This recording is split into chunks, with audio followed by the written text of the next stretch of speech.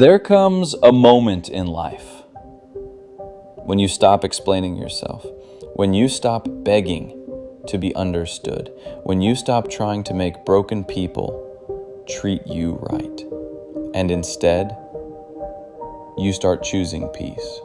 Not because you're heartless, not because you stopped loving, but because you finally realized your soul can't survive in noise anymore. I didn't understand this at first. I thought love meant staying. I thought kindness meant tolerating. I thought loyalty meant sacrificing my own well-being just to keep others comfortable. So I kept showing up for people who never showed up for me. I kept answering calls I didn't want to answer. Kept saying yes when my heart was screaming no. Kept pouring from an empty cup, thinking that if I just gave a little more, they'd finally treat me the way I needed. But instead, I became hollow, burnt out, anxious, exhausted, not just in my body, but in my soul. Because here's the truth that no one tells you. When you betray yourself long enough to please others, you begin to disappear.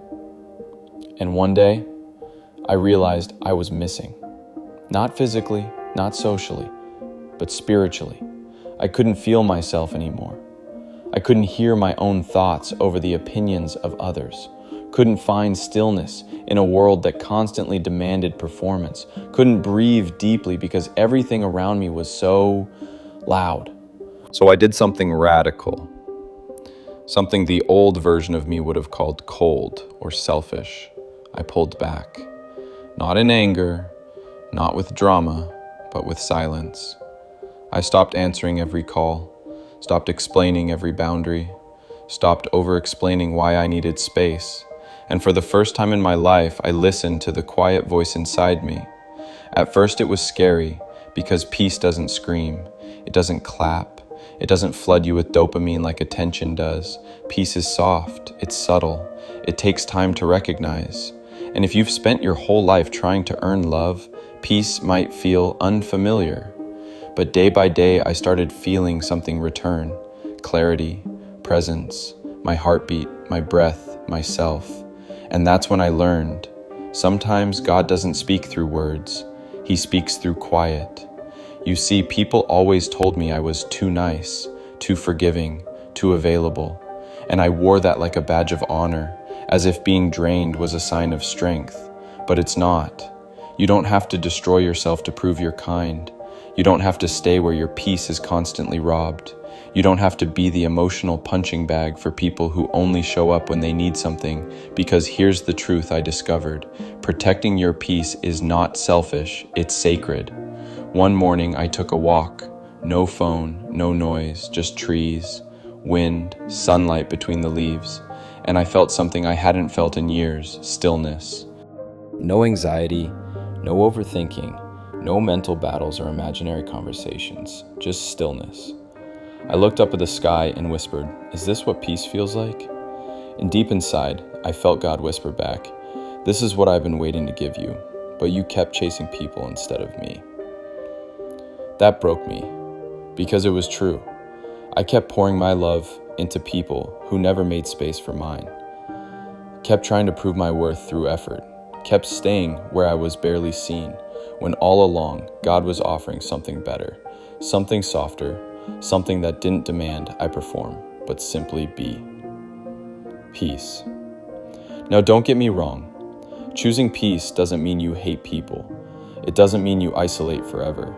It means you stop abandoning yourself for them. You learn to walk away, quietly, to stop explaining what they never cared to understand, to let go without needing closure, because sometimes closure isn't found in conversations. Sometimes closure is found in peace. So if you're watching this and you've been feeling tired, emotionally drained, stretched thin by everyone's expectations, maybe this is your sign. Your soul is not a sponge. It's not meant to absorb everyone's mess. It's meant to reflect God's light. And you can't do that when you're buried in noise. The world teaches us to chase noise, louder, faster, busier. More is the measure of success. But peace has a different rhythm. It moves slow, it whispers, It waits for you to stop running. And in my silence, that's when everything started to make sense. You see, when I chose peace, I didn't just lose people. I lost illusions. I lost the illusion that I needed to prove myself to be loved. I lost the belief that constant availability equals loyalty. I lost the version of me who thought I had to suffer to be good. And in return, I found something deeper: presence. Mornings used to feel rushed. Now, I woke up without anxiety. No buzzing notifications, no what did they think of me, just breath, birds, stillness. It was in those quiet mornings that I realized something. I had been living my life for others' comfort, but dying in the process. I had silenced my own voice to make room for theirs. And slowly, through silence, solitude, and prayer, I started hearing my own soul again. I'd sit under a tree and just be. No filters, no status updates, just roots, wind, sky. And in that stillness, I felt something sacred. God's presence. Not in a dramatic way, no thunder, no signs. Just a soft sense that I wasn't alone. And that's when I realized God had always been there. I just couldn't hear him through the noise of people. So many of us have mistaken peace for boredom, but peace isn't boring. Peace is beautiful. It's when your heart stops racing for validation. It's when your spirit stops shrinking to fit in. It's when you finally sit in your own presence and don't feel like you need to escape. That is divine. I started writing again, reading again, smiling for no reason, crying for the right reasons. My spirit softened, my mind quieted, and slowly the healing began. No therapist could have done what silence did. No person could have fixed what peace revealed, because peace doesn't fix you. It reminds you. You were never broken, just buried. Letting go of people wasn't easy, but the weight that left with them, that was freedom. I stopped chasing apologies that would never come, stopped hoping people would see my worth when they were committed to misunderstanding me, stopped sitting at tables where my presence was tolerated but never valued. Instead, I built a table for one, and God sat with me. And you know the most powerful part? The silence didn't make me lonely. It made me honest. I finally admitted to myself, I am tired of being everything to everyone and nothing to myself. And that honesty saved me.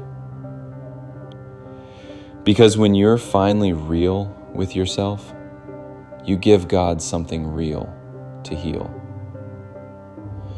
Now, I guard my peace like it's sacred, because it is. I no longer explain my silence, no longer apologize for saying no, no longer stretch myself thin just to keep others comfortable. If protecting my soul costs me people, then it's worth every goodbye. And maybe this is what God was trying to teach me all along. That sometimes the most spiritual thing you can do is say nothing. Just sit, breathe, detach, and wait for your spirit to rise again. If you've been burning out trying to hold everything together, stop, sit, pray, listen. Let the people walk. Let the noise fade. Let the silence speak. Because when it does, it will say something like this: you've done enough. You don't have to chase anymore. Come back to you. Come back to me. Your peace is your compass. And the moment you start following it, even if you walk alone, you start walking home. Home to who you really are. Home to God. Home to peace. So yes, I lost people, but I found peace. I found clarity. I found myself. And if I had to choose all over again, I'd choose peace. Every single time. Your soul knows when it's tired. Listen. If this message spoke to something deep inside you, you're not alone. Subscribe to this channel for more soul healing stories. Like the video if you felt this, and share it with someone who's drowning in noise. This might be their permission to choose peace too. Take care of your soul. You only get one. The end.